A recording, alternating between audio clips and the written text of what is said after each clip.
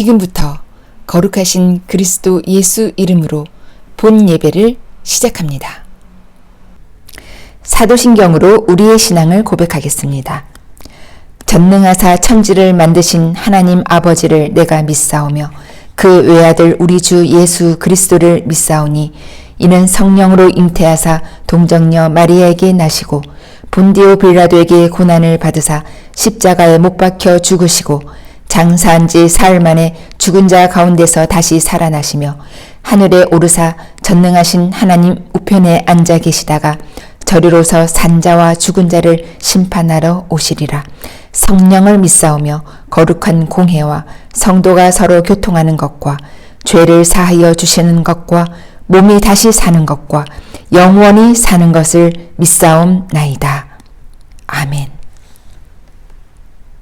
영광송 함께 부르시겠습니다.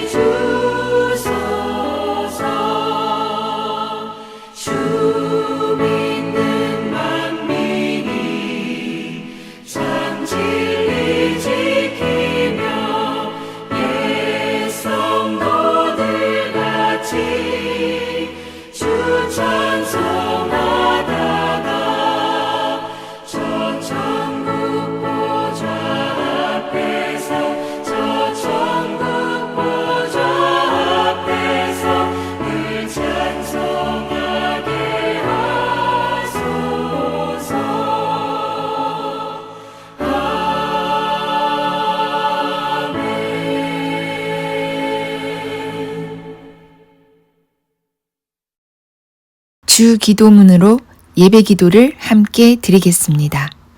하늘에 계신 우리 아버지여, 이름이 거룩히 여김을 받으시오며 나라가 임하시오며 뜻이 하늘에서 이루어진 것 같이 땅에서도 이루어지이다. 오늘 우리에게 일용할 양식을 주시옵고 우리가 우리에게 죄 지은 자를 사하여 준 것 같이 우리 죄를 사하여 주시옵고 우리를 시험에 들게 하지 마시옵고 다만 악에서 구하시옵소서. 나라와 권세와 영광이 아버지께 영원히 있사옵나이다. 아멘. 특별 찬양 하나님께 올려드립니다.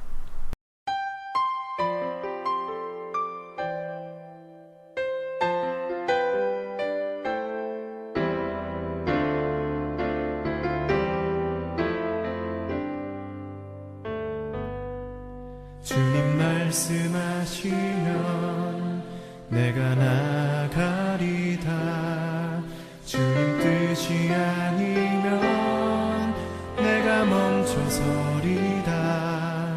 나의 가고 서는 것 주님 뜻에 있으니 오 주님 나를 이끄소서. 주님 말씀하시면 내가 나가리라. 주님 뜻이 아니면 내가 멈춰서리다. 나의 가고 서는 것 주님 뜻에 있으니 오 주님 나를 이끄소서. 뜻하신 그곳에 나 있기 원합니다. 이끄시는 대로 순종하며 살리니 연약한 내 영혼 통하여 일하소서. 주님 나라와 그 뜻을 위하여 뜻하신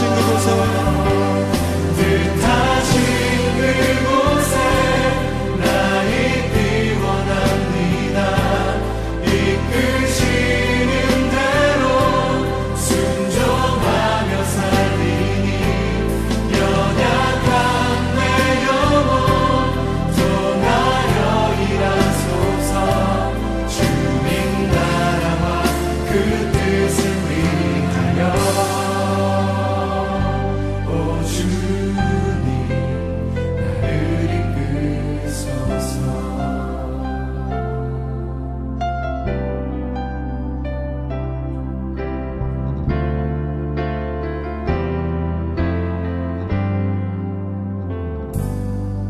주님 말씀하시면 내가 나가리라.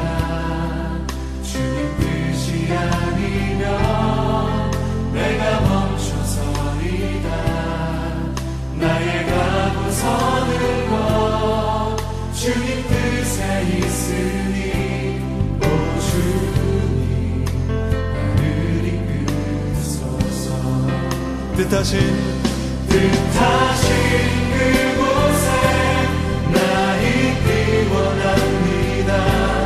이끄시는 대로 순종하며 살리니 연약한 내 영혼 통하여 일하소서.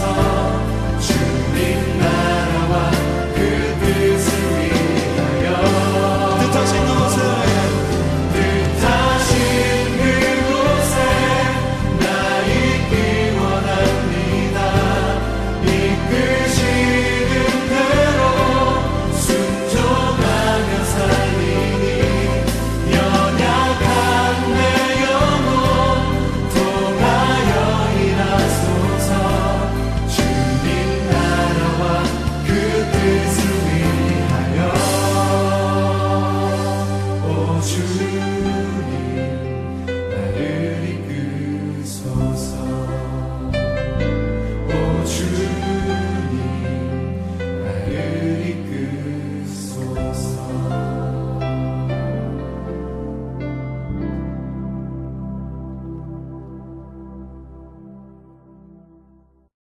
생명의 말씀 시간입니다. 구약성경 이사야서 제7장 10절에서부터 15절까지 본문으로 봉독하겠습니다. 이사야서 제7장 10절부터 봉독합니다. 여호와께서 또 아하스에게 일러 가라사대 너는 내 하나님 여호와께 한 징조를 구하되 깊은 데서든지 높은 데서든지 구하라. 아하스가 가로되 나는 구하지 아니하겠나이다. 나는 여호와를 시험치 아니하겠나이다 한지라. 이사야가 가로되 다윗의 집이여 청컨대 들을지어다. 너희가 사람을 괴롭게 하고 그것을 작은 일로 여겨서 또 나의 하나님을 괴로우시게 하려느냐. 그러므로 주께서 친히 징조로 너희에게 주실 것이라. 보라, 처녀가 잉태하여 아들을 낳을 것이요 그 이름을 임마누엘이라 하리라. 그가 악을 버리며 선을 택할 줄 알 때에 미쳐 버터와 꿀을 먹을 것이라. 아멘. 마귀가 성전 꼭대기에 예수님을 세우고 뛰어내리라. 하나님이 내 아버지일진데 내 발이 돌에 부딪히지 않게 하리라. 왜냐하면 하나님이 기록하였을 때, 즉 하나님이 말씀하셨을 때 너를 붙들어 발이 돌에 부딪히지 않게 하리라 하였으니까 뛰어내려 보라고 했습니다. 그러나 예수님께서는 마귀의 그러한 제의에 대해서 마치 헤로디아가 그 아버지 헤롯 왕이 여러 방백들 앞에서 조금 전에 한 말, 그 말을 올무 삼아 가지고서 세례 요한의 목을 요구했던 것처럼 한 그런 일은 나로서 하지 않겠다. 또 기록되었으되 성경 다른 곳에는 주 너희 하나님을 시험치 말라 하였느니라 라는 기록도 있으니 나는 시험치 말라라는 기록을 붙들겠다 라고 하셨던 그 주님의 그 첫 번째 시리즈, 즉 시험하지 않겠다, 하나님을 시험하지 말라, 그런 내용이었습니다. 그런데 오늘은 오히려 하나님을 시험하지 않다가 크게 화를 당한 그런 경우가 있어서 소개를 해드릴까 합니다. 이사야 오늘 본장 7장 1절로 2절에 보면 유다 왕이던 아하스가 그동안 하나님의 함께 하심으로 아람 왕과 그의 군사, 이스라엘 왕이 이끄는 그 적군을 무난히 격퇴하여 예루살렘을 잘 지켰습니다. 그랬지만은 그 다음 순간에 혹이 고하기를 아람이라는 적군이 에브라임과 또한 동맹을 하였다 하였습니다. 에브라임과 동맹을 해가지고서 이제 쳐들어오게 된다면 예루살렘은 곧 함락될 것이다, 이런 얘기를 하게 되니까 아하스가 그 백성과 더불어 얼마나 가슴이 떨렸던지 삼림이 바람에 흔들리듯 하였다라고 성경은 기록하고 있습니다. 한번 같이 보시겠습니다. 7장 1절로 2절. 우시야의 손자요 요담의 아들인 유다왕 아하스 때에 아람 왕 르신과 르말리아의 아들 이스라엘 왕 베가가 올라와서 예루살렘을 쳤으나 능히 이기지 못하니라. 2절에 혹이 다윗의 집에 고하여 가로되 아람이 에브라임과 동맹하였다 하였으므로 왕의 마음과 그 백성의 마음이 삼림이 바람에 흔들림같이 흔들렸더라 라고 하고 있습니다. 그러니까 하나님의 함께 하심으로 능히 예루살렘을 지켜내었고 또 그 승리의 감정이 채 사라지기도 전인데 공격해 왔던 아람이 이게 큰 군사 에브라임과 동맹을 맺어서 쳐들어오려 한다라고 하니까 아하스와 그 신하들과 온 백성들이 얼마나 금방 또 떨었던지 삼림이 바람에 흔들리는 것처럼 모두 부들부들 떨게 되었습니다. 이것을 보신 하나님께서 이사야 선지를 보내어 아하스에게 7장 3절부터 9절까지의 말씀을 하시게 되는데 한마디로 아하스야 놀라지 말라, 두려워하지 말라, 저들의 동맹은 연기 나는 두 부지깽이 구리터기에 불과하니 두려워도 말고 낙심치도 말라. 그렇게 지금 하나님께서 아하스에게 계속 말씀하고 있습니다.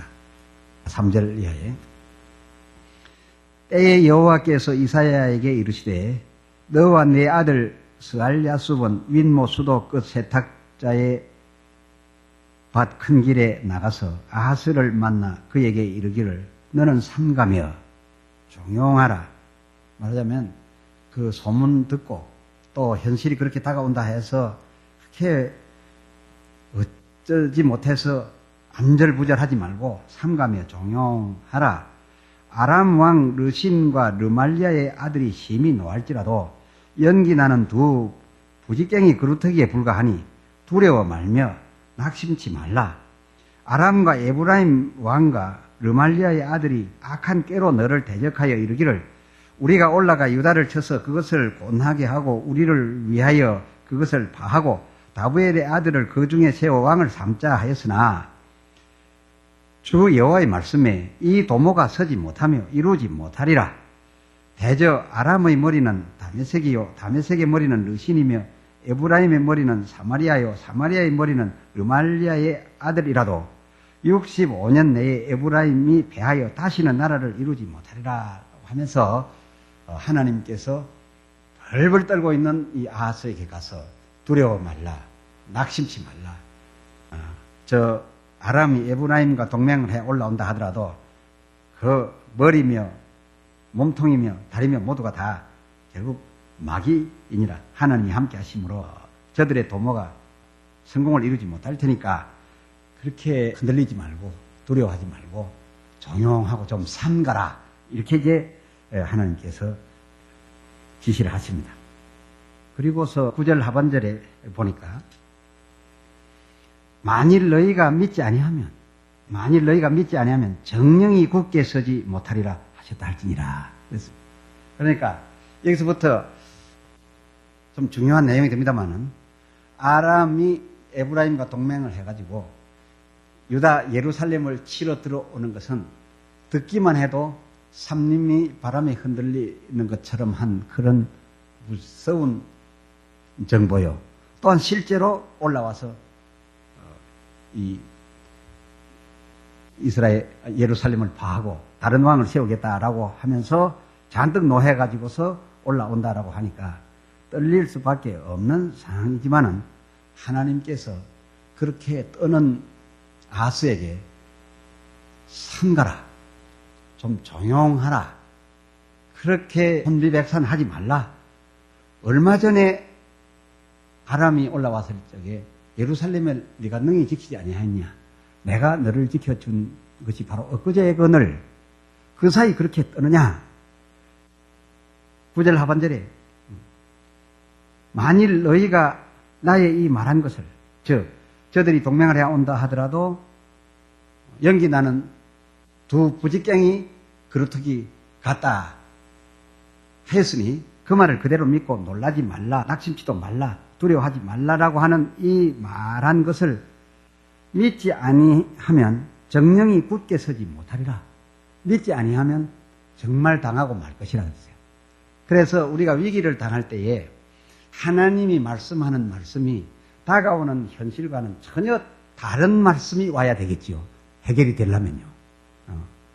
두 군사가 동맹을 하였으니 위험하구나 이러면 안 되지요.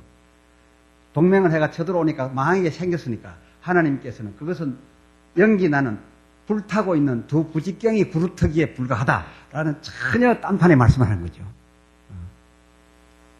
그래서 목회자들이 아주 어려움에 처한 사업이나 어려움에 처한 건강이나 이렇게 갔을 때 전해줄 수 있는 말씀은 어이없는 정반대에 하나님 말씀을 내려놓는 거지요. 그리고서 그 말씀을 믿게 하는 거죠. 그래서 그 말씀을 이성적으로 판단하고 합리적으로 계산해가지고서 믿지 못하고 부들부들 뜬다면은 너는 그대로 망할 것이고, 만약에 확실히 믿는다면은 네가 믿는 바에 따라서 하나님이 하신 말씀이 승하여서 결국은 너희가 이기게 될 것이다. 이게 전쟁인 겁니다. 영적 전쟁에 바로 이 승기를 누가 잡느냐 하는 것은 이 믿음이 좌우하는 겁니다. 그래서 이제 하나님께서 그렇게 말씀하시고서 네가 만일에 믿지 않는다면은, 나의 말한 이것을 만일이라고 했어요. 정말 그는 거의 믿을 것으로 하나님이 기대했던 거죠. 믿지 아니하면 정령이 이것은 내가 어떤 복을 내게 내려줬다 할지라도 소용이 없는 것이다. 나의 말도 중요하지만은 이 말을 붙들고 믿는 믿음이 있어야 되니, 지금 네가 부들부들 뜨는 그 꼴은 무슨 꼴이냐는 거예요. 그래서 하나님께서 보실 때 이 작품이 지금 안 날 것 같다 그 말이죠. 그래서 하나님께서 10절 하반절에 여호와께서 또 아하스에게 일러 가라사대 너는 내 하나님 여호와께 한 징조를 구하되 깊은 데서든지 높은 데서든지 구하라. 하나님께서 이 아하스를 볼 때 아무래도 불안한 것 같습니다. 그러니까 하나님의 말씀만 있어서 되는 것이 아니라 그 말씀을 들은 자가 그 말씀이 그대로 나타날 수 있도록 믿음으로 받쳐줘야 되는데, 이 받쳐줄 아하스의 마음이 지금 흔들흔들하니까 하나님께서 계속하여 말씀하시기를 너는 내 하나님께 한 징조를 구하되 깊은 데서든지 높은 데서든지 구하라 했습니다. 그러니까 지금 얼마든지 이제 이 아하스가 하나님을 시험해 볼 수 있습니다. 높은 곳의 징조를 구한다라고 한다면은 그 히스기야 경우처럼 하나님이 너의 벽을 향하여 하는 간절한 기도를 들으시고 15년을 살려주시겠다 한 말씀을 할 때 다 죽어가는 행편에서 15년이나 살려주시겠다 라고 하시는 말씀이 너무 놀라운 말씀이라 잘 믿음이 안 가니까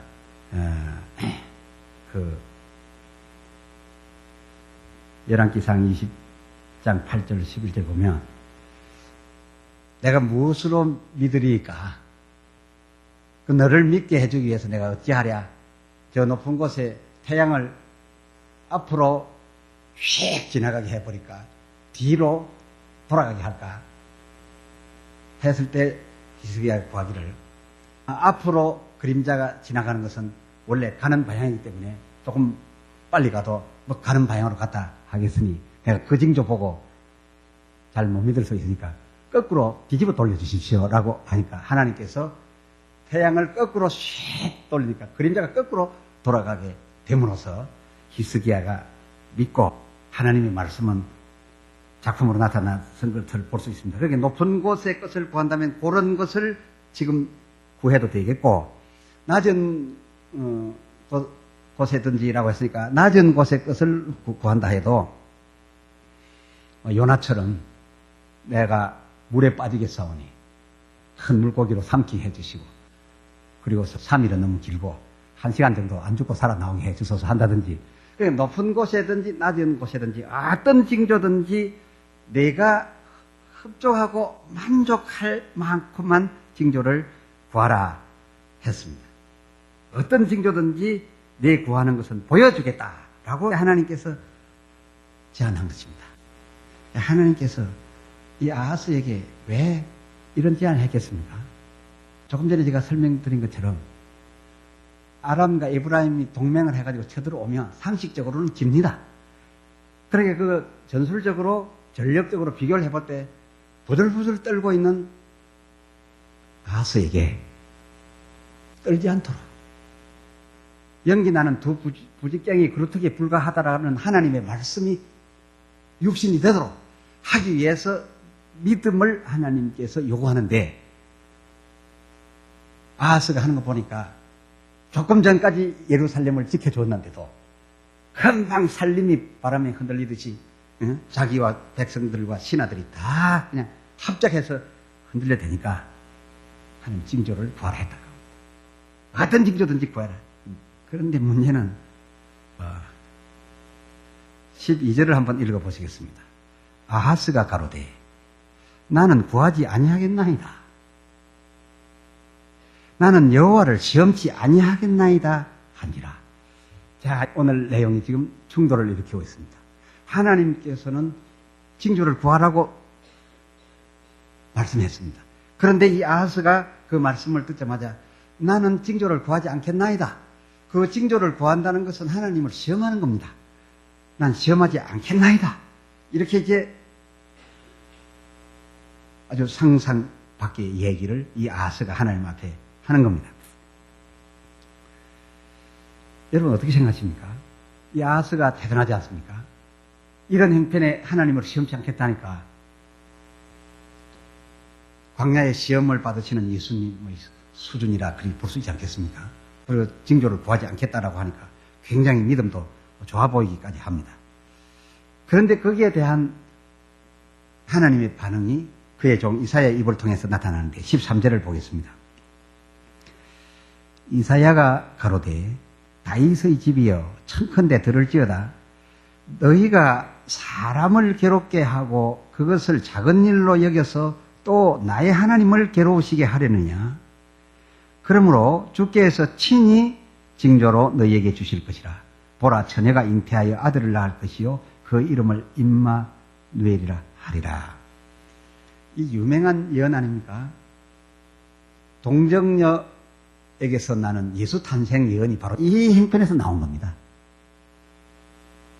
친히 징조를 아하스는 구하지 않겠다라고 하니까 하나님께서 네가 구하지 않더라도 내가 직접 그러면 내 요구가 아니라 직접 징조를 내놓겠다라고 했는데 그 징조가 엄청난 징조였습니다. 처녀가 잉태하여 아들을 낳을 것이요 그 이름을 임마누엘이라 하리라. 바로 그 내용이었습니다.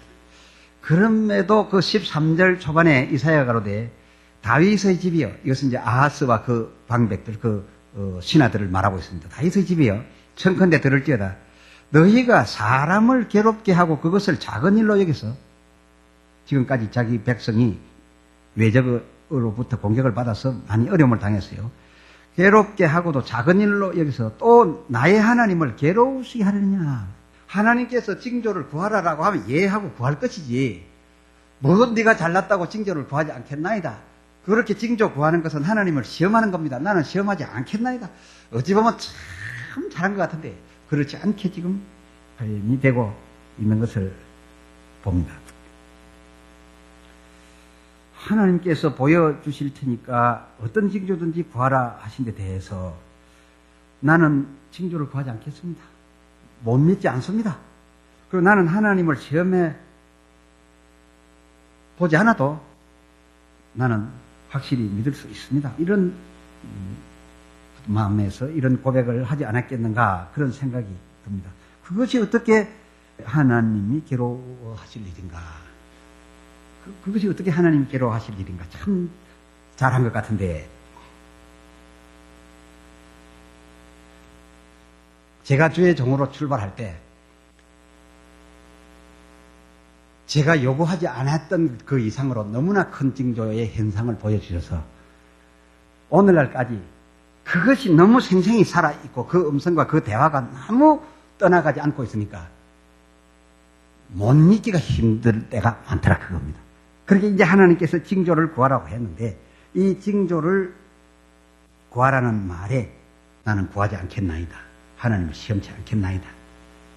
했기 때문에 하나님이 가슴을 칠 일이었다 그겁니다. 내가 저 아람과 에브라임 큰 군사를 연기나는 두 부직갱이 그루터기로 만들 만한 힘을 갖고 가본들 무슨 소용이 있느냐 이거예요. 이걸 받아들여서 이 말씀을 꽃피울 이 말씀을 그대로 이루어낼 저 사람이 가슴이 저렇게 속이 벌벌 떨고 있는데 그래서 징조를 어떤 거든지 구해라.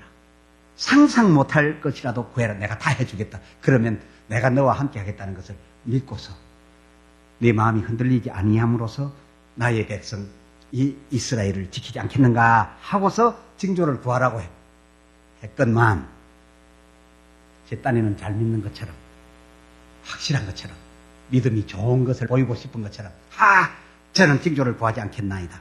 하나님을 시험치 않겠나이다. 하나님 시험 안 해봐도 저는 믿습니다. 그것이 아니었다고.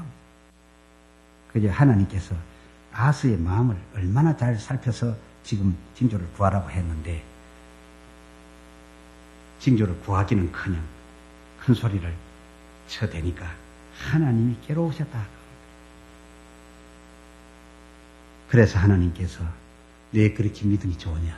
어디? 내가 함께 하지 않고도 나의 약속한 바가 네게서 이루어지지 않고도 네가 잘 살 수 있는지 살아봐라.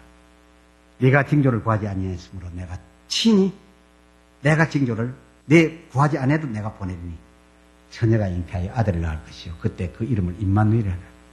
700년 후에 나타날 예수 그리스도를 이때 예언한 겁니다. 그래서 예수 그리스도의 예언은 가장 답답할 때 나온 예언입니다. 그리고 그가 자라서 선과 악을 구별하게 될 쯤 될 때까지 너희는 겨우 양류와 우유로서 연맹할 것이고 꽃이 있어야 벌이 오고 벌이 있어야 꿀을 먹을 거 아니냐. 꽃이 없는데 무슨 과일에 열매가 맺겠느냐. 그러나 내가 친히 보내는 그 징조쯤에 가가지고서나야 겨우 버터와 꿀을 먹게 될 것이다 라고 함으로써 그렇게 됐습니다. 그때 이후로는 선지자도 잘 나타나지 않고 바로 그때를 가리켜서 신학적으로 암흑시대라 그럽니다. 그리고서 예수 그리스도가 오심으로써 이제는 다시 변화가 오기 시작했습니다. 예수가 가는 곳에는 여유가 있어 버터를 만들게 되고 여유가 있어서 꿀이 생산되는 이런 형편으로 가게 됐던 것이죠. 자, 그렇다면은 예수님께서 광야에서 난 하나님을 시험치 않겠다라고 했던 그 시험은 어떤 것이었느냐? 그건 예수님이 그 시험했던 구약 사건을 나타내 주셨는데 그것이 언제였냐면 마사에서 너희가 하나님에게 물 때문에 했던 것처럼 그런 시험은 나는 하지 않겠다 그랬습니다. 그게 무슨 말이냐면 출애굽기 17장 7절에 가보면 마사라는 동네에 와가지고 무리바라고도 합니다. 그 동네에 이스라엘 백성들이 와가지고 어제까지 물 마시고 어제까지 만나를 먹고 다 했는데 아직도 목을 말라서 쓰러져 죽은 사람이 한 사람도 없는데 어느 곳에 와서 진을 쳐보니까 물이 없어요. 물이 없으니까 막 모세에게 공격을 하면서 우리가 여기서 죽게 되었다라고 하면서 막 원망을 했습니다. 그런데 그 사람들이 원망했던 이유가 어디 있느냐 하면 출애굽기 17장에 가서 보면 과연 하나님이 여기까지도 계신가 안 계신가? 지금 우리가 이주해온 여기 장막신 이곳까지 와서 하나님이 또 물을 주시는가 안 주시는가를 한번 살펴보고 또 우리가 이렇게 시위를 하면은 하나님께서 이 시위 때문에 와서 해주겠지. 그래서 출애굽기 17장 7절을 보면 하나님이 여기까지 와 계신가 안 계신가. 또 우리가 이렇게 해대면 하나님께서 어쩌지 못해서 속히 수습할 것이다 해가지고서 하나님 그분을 못 믿어서 시험을 했던 겁니다. 하나님 그분이 있는가 없는가. 또 스바랴 1장 12절에 보면 하나님께서 이토록 오래도록 아무 활동을 안 하시는 것 같으니 이제는 복도 안 내리시고 화도 안 내실 것이라. 내가 뭐 좀 잘못한다고 그대로 벌이 올까? 내가 뭐 특별히 충성하고 또 헌금하고 이렇게 헌신한다고 해서 복이 더 올까? 그냥 뭐 믿는 거지. 이렇게 하는 것은 나를 의심하는 것이 아니라 하나님을 의심하는 거죠. 이해가 되십니까? 예수님이 시험치 않겠다라고 한 거, 또 기록되었으되라고 해서 구약에 나타나 있는 것은 이스라엘 사람들의 무리바에서의 하나님 시험한 것처럼 안 하겠다는 뜻이었습니다. 다시 말하면 나는 고정시켜 놓고 하나님이 과연 있는가 없는가 그걸 시험해 보겠단 말이에요. 오늘 이 이사야서에 나타난 하나님께서 이 아하스에게 징조를 구해봐라. 네가 나를 시험해봐라 한 것은 하나님의 존재에 대한 것이 아니라 네 믿음이 왔다 갔다 하니까. 네가 조금 전에 예루살렘을 내가 지켜줄 때에는 단단한 믿음을 가졌더니 두 군사가 동맹을 해 들어온다라고 하니까 내 마음과 백성의 마음과 신하의 마음이 흔들려서 떨려서 삼림이 바람에 흔들림 같이 하고 있으니 너 그렇게 흔들려 가지고서야 내가 말한 바 그들 동맹은 두 부지깽이 불타는 두 부지깽이에 불과하다라고 폄하해버린 이 말이 그대로 이루어질 만큼 큰 작품을 내기에는 나는 이상이 없으나 네게 이상이 있다 그거예요. 네게 무슨 이상? 믿음의 이상이 있다 그 말이에요. 그러니까 내 그 믿음에 흔들리지 않도록 하기 위해서 어떤 내용이든지 좋으니까 징조를 구해봐라 했어요. 그랬으면은 주여 올소이다. 저는 실상 엊그제 복을 받았지만은 오늘 또 문제가 어려워지고 또 경기가 어렵다라고 하고 전염병이 막 우리 옆집에까지 왔다라고 하니까 또 떨립니다.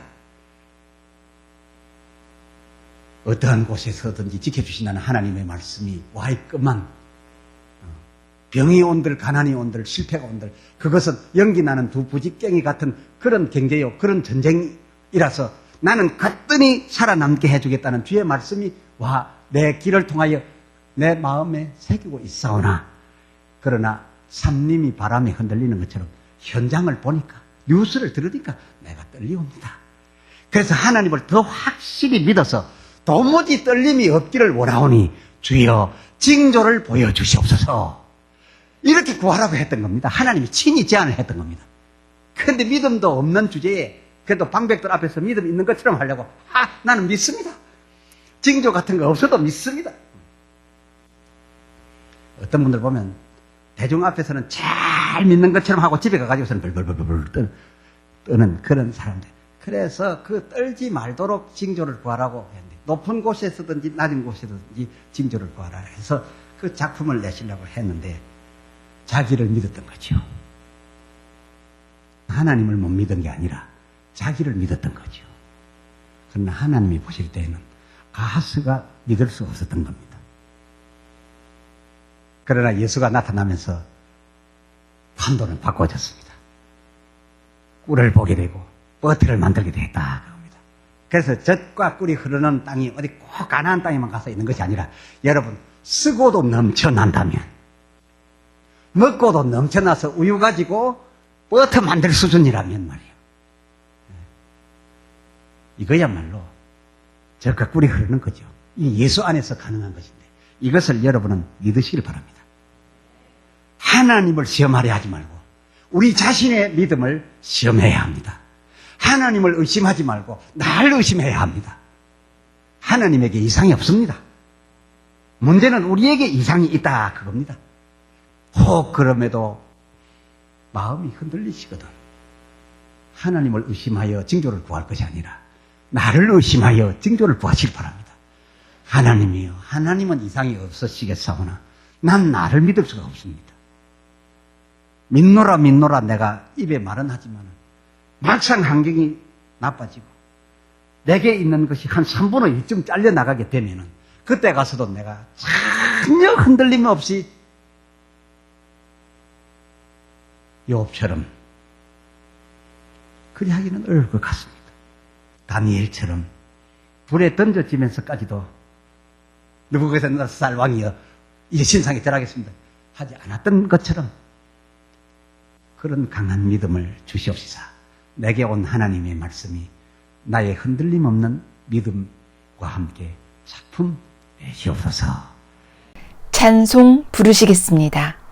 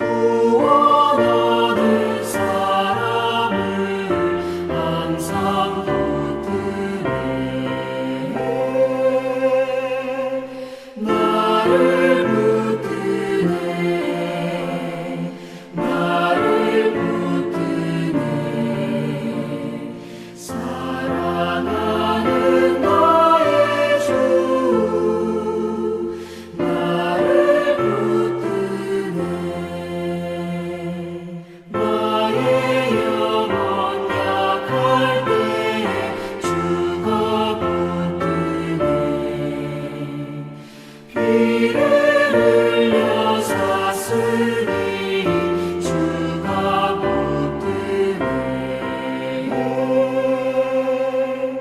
나를 붙드네. 나를 붙드네. 사랑하는 나의 주 나를 붙드네.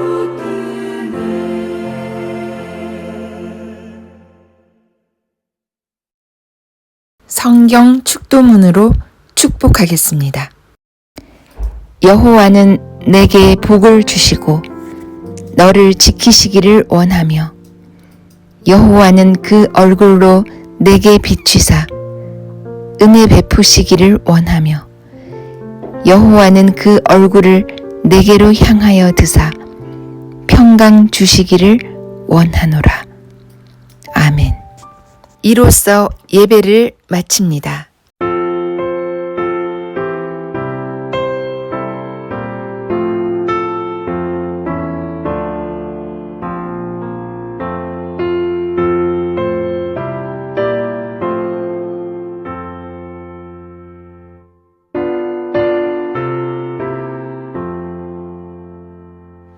나의 믿음 약할 때 주가 붙드네.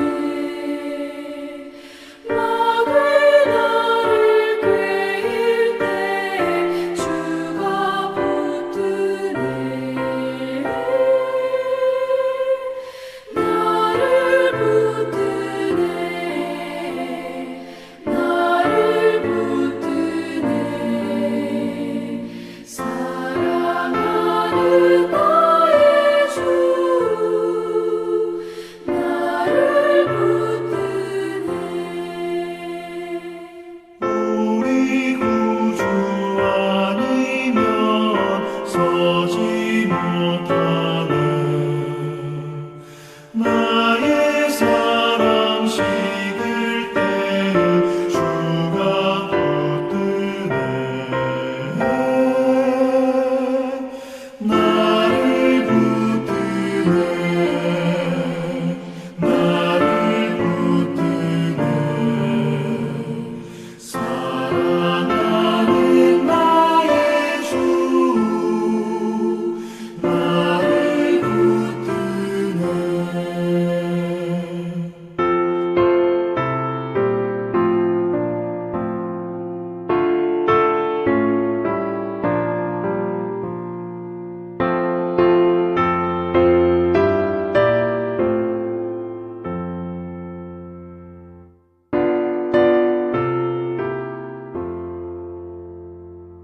나를 위히 보시고 항상 붙드네.